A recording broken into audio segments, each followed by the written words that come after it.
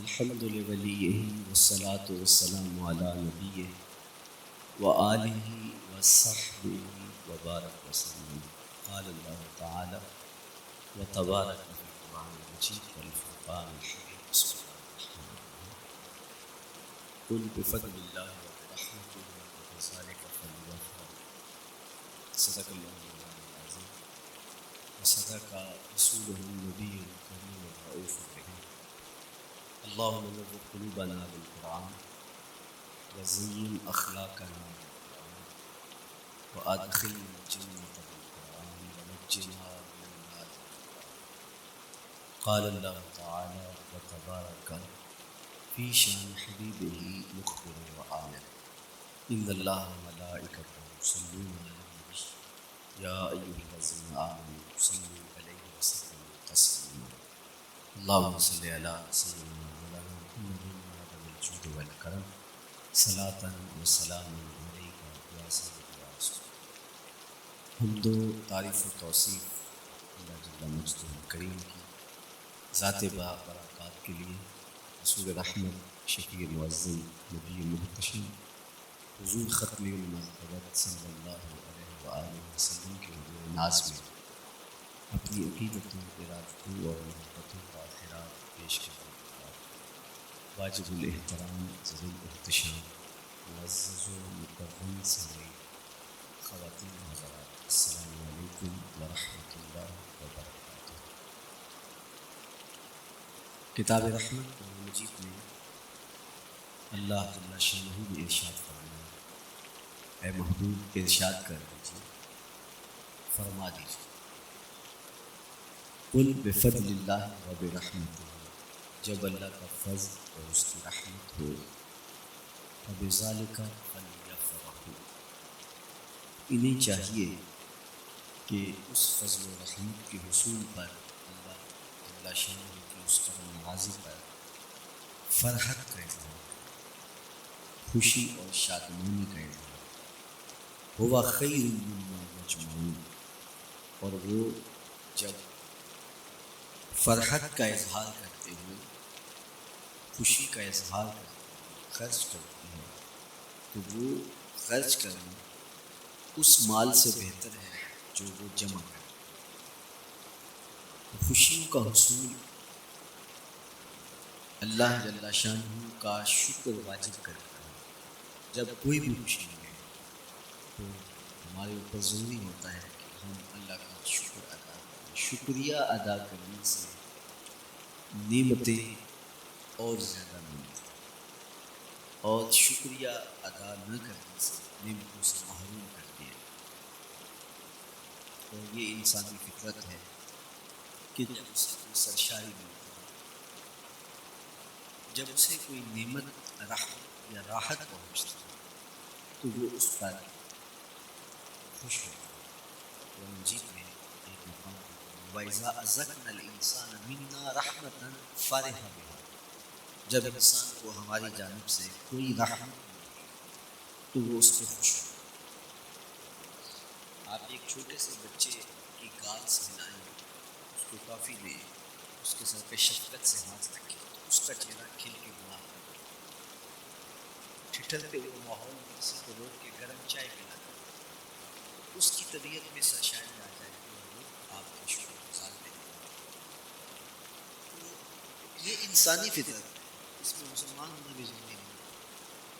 کسی بھی شخص کو آپ کوئی شے عطا کریں، اسے کوئی خوشی دے دیں، تو وہ اس سے بہت زیادہ سرشار ہوتا ہے. رحمتاً جو لفظ قرآن میں رحمتاً، یہ ہماری جانب سے اسے کوئی رحمت ملے، رحمتاً نکرہ ہے، کوئی رحمت، عام سی رحمت، فارحہ بہا، تو اس رحمت کے ملنے پر وہ خوش ہو.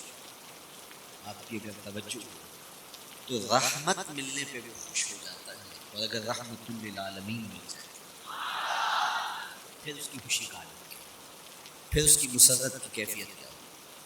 یہ بات ذہن میں رکھیے کہ حضور کی آمد پر مسرت کا اظہار کرنا، خوشی کا اظہار کرنا، اس میں تو کوئی اختلاف نہیں ہے. امت کا کوئی بھی طبقہ اس کا انکار نہیں کرتا کہ یہ خوشی کی بات ہے، خوشی کی بات ہے۔ ہر دور میں اور ہر علاقے کے اپنے اظہار کے سلیقے اور طریقے، اگر وہ شریعت کے مزاج سے متصادم نہ ہو ان کو اختیار کرنے میں کوئی حرج نہیں۔ پھر مرور زمانہ کے ساتھ بدلتے ہوئے تقاضے، کسی زمانے میں تلواروں کے ساتھ تیروں کے ساتھ لڑائی تو جہاد اسلامی، آج کی لڑائی میزائلوں کے ساتھ اور ٹینکوں کے ساتھ، اور یہ بھی جہاد اسلامی۔ کوئی کہے کہ تیر و تفنگ کو چھوڑ کے، نیزہ و بالا کو چھوڑ کے، شمشیروں کو چھوڑ کے یہ میزائلوں پہ آ جانا، یہ ٹینکوں پہ اور یہ جدید آلات حرب پہ آ جانا، یہ دانش مندی نہیں ہے، یہ سنت سے انحراف ہے، دنیا کو سنت کے مفہوم کو۔ اس دور میں آلات حرب وہ تھے، بدلتے تقاضوں کے ساتھ آلات حرب یہ وہ بھی عین جہاد اسلامی تھا، یہ بھی عین جہاد اسلامی۔ اس طرح خوشی کے مختلف طریقے ہیں۔ کسی زمانے میں بالکل پرانے لوگ جانتے ہیں، جب کسی کی خوشی آتی ہے تو وہ گڑ کی روٹیاں باندھتے ہیں، یہ پرانا طریقہ ہے۔ پھر اس کے بعد پتاشے بنانا شروع ہوتے ہیں، پھر اس کے بعد شکر پارے آ گئے، اس کے بعد پھر لڈو آ گئے، پھر موتی چور اور پھر لیکن ہوئے گڑ بانٹنے سے مسرت کا اظہار تھا۔ آج بھی جو ہمارے پاس مٹھائی کی رسم ہے ان کو بانٹنے سے وہی مقصود ہے۔ کسی زمانے میں کسی یہاں بیٹا ہوتا تو وہ گھر کے دروازے پہ پتے باندھتے، یہ اس دور کی جڑیں ہیں، اظہار کے لیے اس طرح کی خوشی۔ تو آج کے دور میں تو پتے باندھنے نہیں، آج گھروں کے اندر میلاد مبارک میں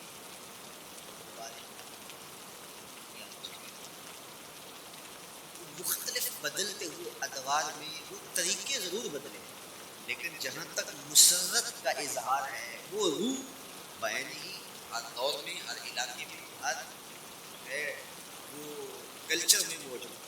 کسی بھی خوشی پہ مسرت کا اظہار، مسرت اور سلوک اور کیفیت کا اظہار، یہ انسانی زندگی۔ اسلام میں مسرتوں کے اظہار اور شکرانے کی صورت کے بہت سارے طریقے ہیں۔ اس میں سے روزہ رکھنا ہے، ان طریقوں میں سے ایک طریقہ نوافل ادا کر کے شکر کا اظہار کرنا، خیرات بانٹ کے لوگوں کو کھانا کھلا کے مسرت کا اظہار، لوگوں کو لباس پہنا کے مسرت کا اظہار، اور اسی طرح دعوت ہے، مختلف مواقع پہ مختلف چیزیں۔ پیر کے دن حضور علیہ السلام روزہ رکھتے تھے، پوچھا حضور آپ پیر کے دن روزہ کیوں رکھتے؟ قال فیہ ولدت، کہا اس دن میں پیدا ہوا۔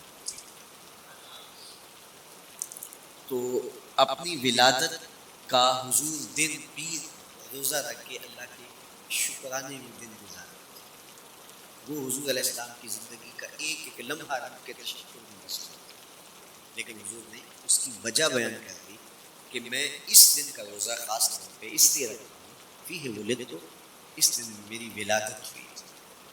اللہ اکبر! تو حضور کی ولادت اللہ کی بہت بڑی نعمت، اور اس پر شکرانہ خود میرے حضور نے ادا کیا۔ علماء نے لکھا ہے کہ حضور کی ولادت کی خوشی یہ اللہ کی رضا کا سبب اور ذریعہ۔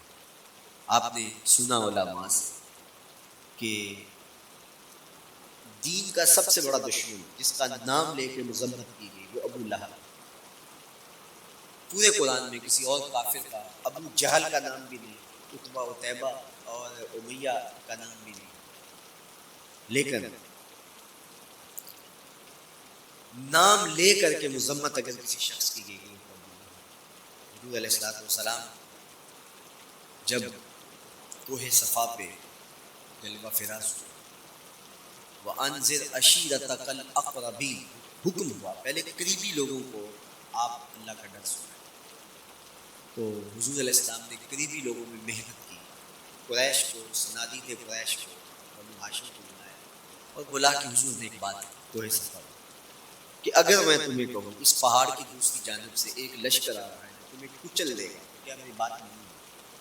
تو انہوں نے کہا اگر نظر نہ بھی آیا تو ہم کہیں گے ہم اندھے ہیں، آپ سچے، ہماری نظروں کو پھیر لگ رہا ہے، آپ جھوٹ نہیں بول سکتے، ہم نے 40 سال آپ کے شب و روز دیے، کیسے ہم یہ گمان کریں؟ حضور نے فرمایا اگر میری ذات پہ اتنا یقین ہے تو مان لو اللہ ہے۔